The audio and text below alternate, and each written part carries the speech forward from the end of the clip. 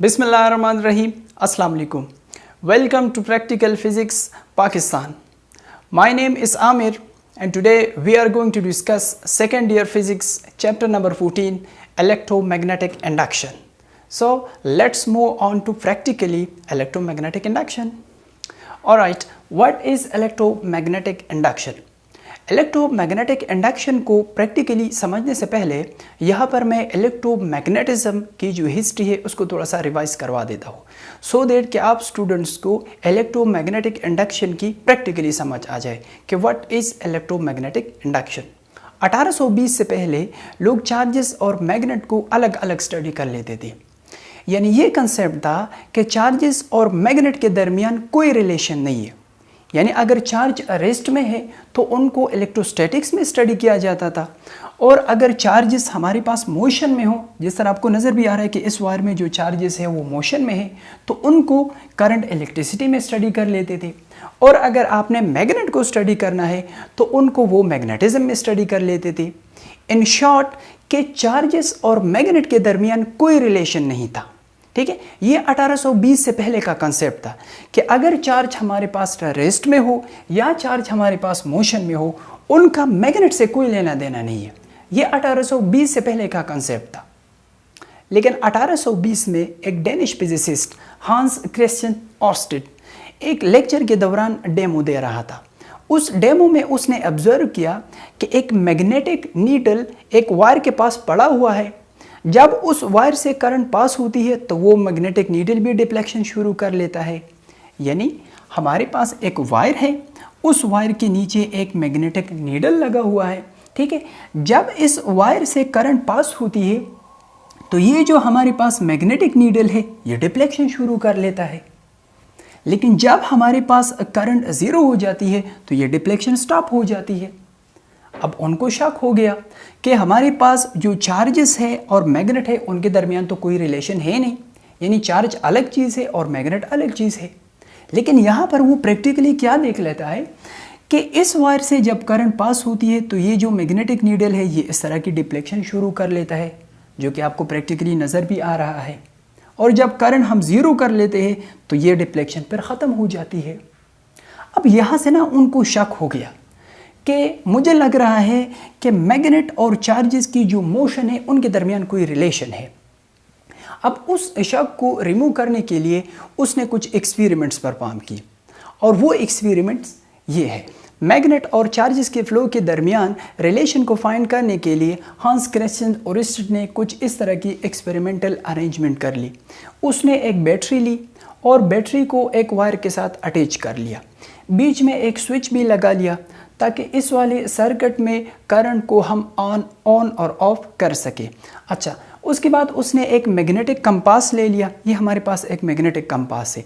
इस magnetic compass को आप इस वायर के ऊपर भी रख सकते हैं, नीचे भी रख सकते हैं, साइड पर भी रख सकते हैं, जहाँ मर्जी आप रख सकते हैं। लेकिन शर्त ये है कि ये जो मैग्नेटिक कंपास है ये वायर के करीब होना चाहिए, ताकि जब हम इस वायर से करंट को पास कर सके तो हमारे पास ये जो मैग्नेटिक कंपास है ये डिफ्लेक्शन शो कर ले और हम उसको ऑब्जर्व कर ले।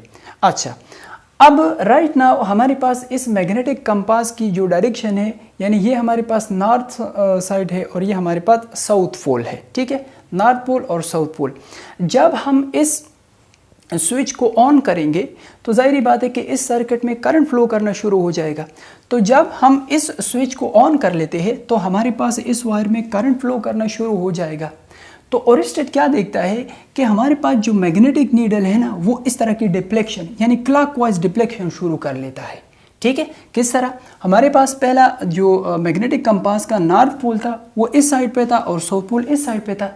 लेकिन जब हमने स्विच को ऑन कर लिया और इस वाली सर्किट में से करंट फ्लो करना शुरू हो गया तो हमारे पास नॉर्थ पोल डाउन हो गया और साउथ पोल ऊपर चला गया। यानी क्लॉकवाइज इस वाली मैग्नेटिक कंपास ने क्लॉकवाइज रोटेशन स्टार्ट कर ली। ठीक है, अच्छा, उसके बाद उसने क्या किया कि इस बैटरी को उसने रिवर्स कर लिया। यानी पहले ये हमारे पास पॉजिटिव साइड था, ये हमारे पास नेगेटिव साइड था। अब हमारे पास नेगेटिव साइड ये है, पॉजिटिव साइड ये है। हमने बैटरी की जो पोलैरिटी है उसको रिवर्स कर लिया। तो जब हमने पोलैरिटी को रिवर्स कर लिया तो हम क्या देखते हैं कि जो मैग्नेटिक कंपास की जो डिफ्लेक्शन है वो भी रिवर्स हो जाती है। यानी अब मैग्नेटिक कंपास हमारे पास एंटी क्लॉकवाइज रोटेशन स्टार्ट कर लेता है, यानी एंटी क्लॉकवाइज डिफ्लेक्शन उसने शो किया। यानी देखिए हमारे पास पहले जब हमने स्विच को ऑफ किया था तो करंट भी नहीं था, तो जब करंट नहीं होगा तो हमारे पास जो मैग्नेटिक कंपास है उसका नॉर्थ पोल इस साइड पे था, साउथ पोल इस साइड पे था। जब हमने करंट को पास किया इस वाली केस में तो हमारे पास जो नॉर्थ पोल है वो डाउनवर्ड आ गया, यानी क्लॉकवाइज उसने डिफ्लेक्शन शो कर ली। जब हमने बैटरी को रिवर्स कर लिया तो इस वाले केस में हमारे पास एंटी क्लॉकवाइज जो डिफ्लेक्शन है वो शो हो गई। ठीक है, अच्छा इसको मैं थोड़ा सा प्रैक्टिकली रन कर देता हूँ सो दैट कि आपको प्रैक्टिकली भी समझ आ जाए कि असल में मैं क्या कहना चाह रहा हूँ। ठीक है, अच्छा ये वही सारी की सारी अरेंजमेंट है। अब इस अरेंजमेंट को मैं रन करने वाला हूँ, तो आप लोग गौर करें कि जब हम इस वाली स्विच को ऑन करेंगे तो हमारे पास ये जो मैग्नेटिक कंपास है ना ये इस तरह की डिफ्लेक्शन शुरू कर लेता है। ठीक है, चलिए देख लेते हैं प्रैक्टिकली। देखिए जब हम स्विच को यूसी हमारे पास डिफ्लेक्शन शुरू हो गई। जब हम इसको दोबारा ऑफ कर लेते हैं डिफ्लेक्शन ख़त्म। जब दोबारा ऑन कर लेते हैं दोबारा ये डिफ्लेक्शन शुरू कर लेता है। यू सी अब अगर हम इसको दोबारा ऑफ कर ले तो दोबारा डिफ्लेक्शन ऑफ हो जाएगी, ख़त्म हो जाएगी। अब अगर हम इस बैटरी को रिवर्स कर ले और फिर हम स्विच को ऑन कर ले, यू सी डिफ्लेक्शन अब हमारे पास क्या हो गया, डिफ्लेक्शन अब हमारे पास क्लॉकवाइज शुरू हो गया। यू सी क्लॉकवाइज इस डायरेक्शन में। ठीक है, अब इस वीडियो को थोड़ा सा रिवर्स करके दोबारा देख लीजिए। ठीक है, कि जब हम पोलैरिटी को रिवर्स करेंगे तो डिफ्लेक्शन भी रिवर्स हो जाती है।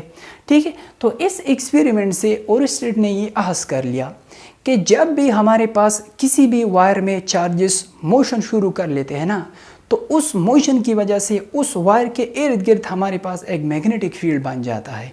ठीक है, अच्छा ये तो हो गया हमारे पास कुछ एनिमेशंस की मदद से डिमॉन्स्ट्रेशंस। अब हम बढ़ते हैं live practical demonstrations of Oersted experiment.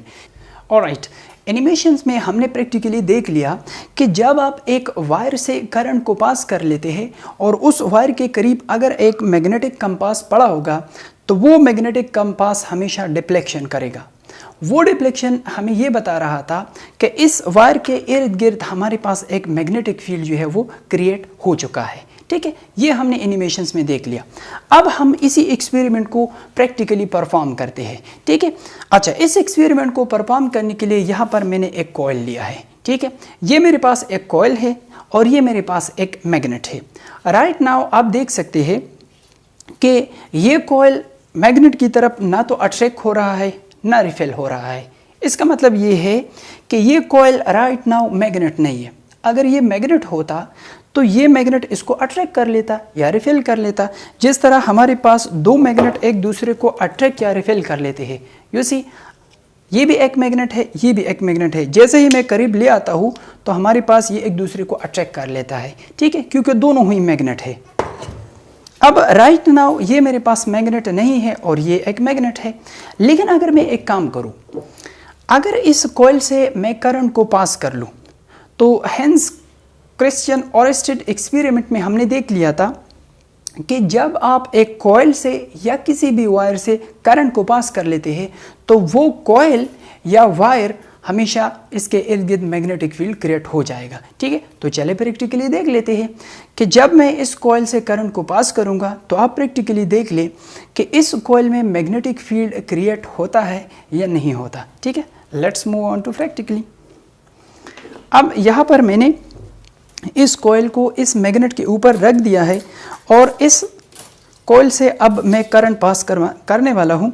ठीक है, तो आप इस कॉइल को ज़रा देखते जाइए कि हमारे पास इसमें मैग्नेट क्रिएट होता है या नहीं होता। ठीक है, यू सी थोड़ा सा जंप कर रहा है, you see it's a very high jump. दोबारा आप ज़रा इसको ऑब्जर्व कर लें। ठीक है, बाद में समझा देता हूँ कि ये क्यों जंप कर रहा है, बहुत ही ज़्यादा हाई जंप कर रहा है।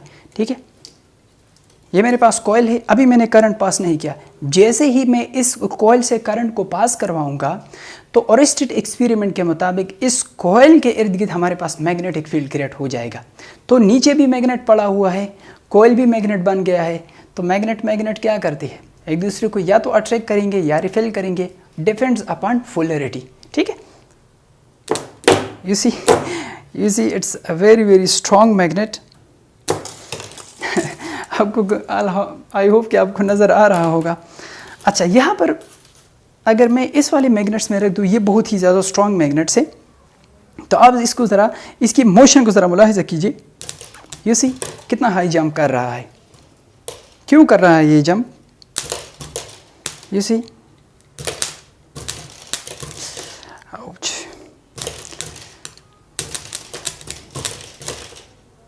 यहाँ पर ये वायर बहुत ही ज़्यादा गर्म हो रहा है। इस एक्सपेरिमेंट से हमने प्रैक्टिकली ये सीख लिया कि जब आप किसी भी वायर से या किसी भी कॉइल से जब आप करंट को पास करेंगे तो उस वायर या उस मैग्नेट के इर्द गिर्द हमेशा हमारे पास मैग्नेटिक फील्ड क्रिएट होगा। एक बात। दूसरी बात ये है कि क्या हम इलेक्ट्रिसिटी से मैग्नेट को बना सकते हैं? यस, बिल्कुल बना सकती है। आप एक कॉइल ले लीजिए, उस कॉइल से आप करंट को पास कीजिए। जब आप करंट को पास करेंगे तो उस कॉइल के इर्द गिर्द हमेशा क्या होगा? आपके लिए मैग्नेट बन जाएगा। ठीक है, तो यस, हम इलेक्ट्रिसिटी से मैग्नेट को बना सकते हैं और इंतहाई स्ट्रॉन्ग मैग्नेट्स बना सकती है। ठीक है, अगर आपको बहुत ही ज़्यादा स्ट्रॉन्ग मैग्नेट चाहिए तो नंबर ऑफ टर्न्स को इंक्रीज कर दीजिए, या बैटरी को बड़े साइज़ की बैटरी ले लीजिए, वहाँ से भी आपके पास जो मैग्नेट है वो बहुत ज़्यादा स्ट्रॉन्ग बन जाएगा। तो दो बातें हमने सीख ली। नंबर फर्स्ट कि जब किसी भी वायर से करंट पास होगा तो उसके इर्द गिर्द हमेशा हमारे पास मैग्नेटिक फील्ड क्रिएट होगा। सेकंड पॉइंट कि हम इलेक्ट्रिसिटी से मैग्नेट को बना सकते हैं। ठीक है, ये तो हो गई हमारे पास इलेक्ट्रोमैग्नेटिज्म की कहानी। ठीक है, now let's move on to electromagnetic induction. इंशाल्लाह इसके बाद आपको प्रैक्टिकली ज़रूर समझ आएगा कि व्हाट इज़ इलेक्ट्रोमैग्नेटिक इंडक्शन, क्योंकि इलेक्ट्रोमैग्नेटिक इंडक्शन का जो ताल्लुक़ है वो इलेक्ट्रोमैग्नेटिज्म से है। ठीक है, so let's move on to electromagnetic induction. Okay, Oersted के एक्सपेरिमेंट से हमने प्रैक्टिकली सीख लिया कि जब आप एक कॉइल से करंट को पास कर लेते हैं तो उस कॉइल के इर्द गिर्द हमारे पास मैग्नेटिक फील्ड क्रिएट हो जाता है। उस मैग्नेटिक फील्ड को हमने प्रैक्टिकली भी देख लिया और एनिमेशंस की मदद से भी स्टडी कर लिया। अच्छा, ऑस्टेड के एक्सपेरिमेंट के पूरे 10 साल के बाद 1831 में इंग्लैंड में एक साइंटिस्ट था। उस साइंटिस्ट का नाम है माइकल फैराडे। माइकल फैराडे साहब ने एक क्वेश्चन किया। उसने कहा कि ऑस्टेड ने जो एक्सपेरिमेंट किया है, क्या उस एक्सपेरिमेंट का रिवर्स प्रोसेस पॉसिबल है? यानी प्रैक्टिकली इसका मतलब ये है कि जब आप कॉइल से करंट को पास कर लेते हैं तो इस कॉइल के इर्द गिर्द मैग्नेटिक फील्ड क्रिएट हो जाता है। अब अगर हम इस एक्सपेरिमेंट का अपोजिट प्रोसेस करें, यानी ये कॉइल है, इस कॉइल से अगर मैं मैग्नेटिक फील्ड लाइंस को पास कर दूं तो क्या हमारे पास इस कॉइल में ईएमएफ इंड्यूस होगा? या अगर सिंपल अल्फाज में कहूँ कि अगर इस कॉइल से मैं मैग्नेटिक फील्ड लाइंस को पास कर दूं तो क्या इस कॉइल में हमारे पास इलेक्ट्रिसिटी जनरेट होगी या नहीं होगी? इससे पहले हमने क्या किया? इससे पहले हमने इलेक्ट्रिसिटी को पास करके मैग्नेट बनाया। अब हम मैग्नेटिक फील्ड लाइंस को पास करके इस वाली कॉइल में इलेक्ट्रिसिटी को जनरेट करेंगे। ये वो क्वेश्चन था जो माइकल फैराडे साहब ने किया था। ठीक है, कि ऑस्टेड के एक्सपेरिमेंट का अपोजिट प्रोसेस हमारे पास पॉसिबल है या नहीं है, यानी नेचर में हमारे पास इस एक्सपेरिमेंट का जो रिवर्स प्रोसेस है वो पॉसिबल है या नहीं है। अच्छा, तो उन्होंने क्या किया कि उन्होंने कुछ एक्सपेरिमेंटल अरेंजमेंट ली। उस एक्सपेरिमेंटल अरेंजमेंट में से एक था हमारे पास एक कॉइल। ठीक है, यानी उन्होंने क्या किया कि एक कॉइल ले लिया, ये कॉइल, और उस कॉइल को आप कनेक्ट कर सकते हैं एमीटर के साथ भी आप कनेक्ट कर सकते हैं। ये आपको प्रैक्टिकली एमीटर नज़र आ रहा है, और आप लाइट के साथ भी अटैच कर सकती है। ये लाइट नीचे वाइट कलर की लाइट्स है जो शायद आपको नज़र नहीं आ रही, लेकिन जब हम एक्सपेरिमेंट परफॉर्म करेंगे तो वो लाइट्स ऑन हो जाएगी, फिर इंशाल्लाह आपको नज़र आ जाएगी। ठीक है, तो इस कॉइल को आप लाइट के साथ भी अटैच कर सकते हैं और एमीटर के साथ भी अटैच कर सकते हैं। ठीक है, अच्छा, उन्होंने क्या किया? उन्होंने एक कॉइल ले लिया, ये वो कॉइल है प्रैक्टिकली, ये डायग्रामेटिकली है, राइट। अच्छा, उन्होंने फिर क्या किया? उन्होंने एक मैग्नेट ले लिया, ठीक है, हमारे पास north pole and south pole, और उस कॉइल के करीब ले आया। ठीक है, अच्छा, एज वी नो के हमारे पास जो मैग्नेटिक फील्ड लाइन्स है वो नॉर्थ पोल से साउथ पोल की तरफ होती है, इस तरह। ठीक है, नॉर्थ पोल से निकलकर साउथ पोल में एंटर होती है मैग्नेटिक फील्ड लाइंस। अच्छा, तो उन्होंने क्या किया, उन्होंने एक कॉइल ले लिया, ठीक है, ये वो कॉइल है, ये हमारे पास डायग्रामेटिकली, ठीक है। उस कॉइल के करीब उन्होंने एक मैग्नेट लाया और वो इतना करीब ले आया ताकि हमारे पास इस मैग्नेट की जो फील्ड लाइंस है वो इस कॉइल से पास हो जाए। यानी आपने ये नहीं करना, ये मेरे पास मैग्नेट है, ये मेरे पास कॉइल है, अगर आप मैग्नेट को यहाँ पर रख दोगे तो इसकी जो मैग्नेटिक फील्ड लाइंस है वो उस कॉइल से तो पास नहीं हो सकती। तो उसने क्या किया, उसने मैग्नेट को कॉइल के करीब लाया, ठीक है, इतना करीब लाया ताकि उस मैग्नेट की जो मैग्नेटिक फील्ड लाइंस है वो इस कॉइल से पास हो जाए, ठीक है। तो यहाँ पर मैंने कॉइल को मैग्नेट को इस कॉइल के करीब ले आया ताकि हमारे पास इस मैग्नेट की जो फील्ड लाइंस है वो इस कॉइल से पास हो जाए, ठीक है। उसने फिर क्या किया, उसने फिर ये किया कि इस मैग्नेट को आगे पीछे करता गया ताकि हमारे पास जो मैग्नेटिक फील्ड लाइंस है वो इस कॉइल में से चेंज हो जाए। तो जब उन्होंने देखा कि हमारे पास मैग्नेटिक फील्ड लाइंस इस कॉइल में से चेंज हो रही है तो हमारे पास जो लाइट था वो ऑन हो गया, ठीक है। तो इस एक्सपेरिमेंट से उसने कंक्लूड किया कि यस, हम मैग्नेट से भी इलेक्ट्रिसिटी बना सकते हैं, ठीक है। अच्छा, इस एक्सपेरिमेंट को अभी मैं परफॉर्म करने वाला हूं, राइट। तो ये हमारे पास वो कॉइल है, ये हमारे पास वो मैग्नेट है, ठीक है। हमने क्या करना है, हमने सबसे पहले इस मैग्नेट को इस कॉइल के करीब लाना है, इतना करीब ले आना है ताकि हमारे पास इस मैग्नेट की जो फील्ड लाइंस है वो इस कॉइल से पास हो जाए। अगर पास नहीं हुई ना, फॉर एग्जांपल आपने दूर रख दिया, तो अब आप जो मर्जी कर ले, इस वाले कॉइल में आप करंट को प्रोड्यूस नहीं कर सकते, राइट। तो आपने इस मैग्नेटिक फील्ड लाइंस को करीब लाना है। अच्छा, उसके बाद क्या करना है, उसके बाद आपने मैग्नेटिक फील्ड लाइंस को चेंज करना है। तो हाँ, वो हम किस तरह कर सकते हैं, बिल्कुल आसानी के साथ कर सकते हैं। आपने अप एंड डाउन करना है, ठीक है। तो जब आप अप एंड डाउन करेंगे तो आपने यहाँ पर नीचे वाइट लाइट लगी हुई है, आपने उसको नोट करना है कि आया वो वाइट लाइट हमारे पास ऑन होती है या नहीं होती। अगर वाइट लाइट ऑन हो गई तो हम फिर कंक्लूड कर जाएंगे कि हमारे पास यस, मैग्नेट से भी हम एक कॉइल में करंट को इंड्यूस कर सकते हैं, ठीक है। तो आप देखते जाइए वहां पर, यू सी, आई होप कि आपको नजर आ रहा है ये वाइट लाइट की जो ब्लिंकिंग है। यू सी, जब हम एक कॉइल में मैग्नेटिक फील्ड लाइंस को चेंज करेंगे ना, तो उस कॉइल में हमारे पास ऑटोमेटिकली इंड्यूस ईएमएफ जनरेट हो जाएगा, यानी ईएमएफ हमारे पास जनरेट हो जाएगा। और अगर ये सर्किट कंप्लीट है तो हमारे पास इसमें इंड्यूस करंट भी प्रोड्यूस हो जाएगा, ठीक है। तो यस, हम यहाँ पर दोबारा भी देख सकते हैं कि जब आप मैग्नेटिक फील्ड लाइंस को एक कॉइल के अंदर चेंज करेंगे तो ऑटोमेटिकली क्या होगा, इस कॉइल में हमारे पास ईएमएफ इंड्यूस हो जाएगा। आई होप कि आपको ईएमएफ का कंसेप्ट जो है वो आता है, ठीक है। यू सी, जो कि क्लियरली आप देख सकते हैं कि जब हम मैग्नेटिक फील्ड लाइंस को चेंज करेंगे तो ये लाइट ऑन हो जाएगी। क्यों? क्योंकि इस कॉइल में हमारे पास क्या हो रहा है, इस कॉइल में हमारे पास ईएमएफ इंड्यूस हो रहा है। अब अगर हम एक और काम करें, अगर हम इस कॉइल को इस वाले एमीटर के साथ अटैच कर ले तो एमीटर भी हमारे पास करंट को शो कर सकता है, ठीक है। तो अगर इस कॉइल में हमारे पास ईएमएफ इंड्यूस हो जाए और ये सर्किट अगर कंप्लीट है तो हमारे पास इस वाले सर्किट में हमेशा क्या होगा, करंट इंड्यूस हो जाएगा, ठीक है। तो लेट्स सी, देख लेते हैं। यू सी कि जब हम मैग्नेटिक फील्ड लाइंस को चेंज करेंगे ना, जब हम मैग्नेटिक फील्ड लाइंस को चेंज करेंगे एक कॉइल के अंदर, तो हमारे पास क्या होगा, उस कॉइल में हमारे पास ऑटोमेटिकली जो ईएमएफ है वो इंड्यूस हो जाएगा, ठीक है। लेट्स सी, दोबारा देख लेते हैं। यू सी, बिल्कुल हो रहा है हमारे पास, ठीक है। तो यस, इस वाले एक्सपेरिमेंट से हम कंक्लूड कर सकते हैं कि यस, हम मैग्नेट से एक कॉइल के अंदर ईएमएफ को इंड्यूस कर सकती है। And this phenomena is called electromagnetic induction. Okay, so what is electromagnetic induction? Electromagnetic induction is actually a phenomena in which EMF are generated in a coil by changing magnetic field lines, is known as electromagnetic induction.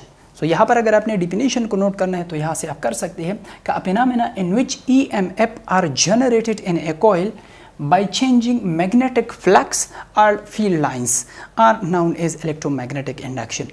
यानी वो phenomena जिसमें हम एक coil में EMF को generate कर लेते हैं, किस तरह? by changing magnetic field lines, by changing magnetic field lines, that phenomena is called what? That phenomena is called electromagnetic induction।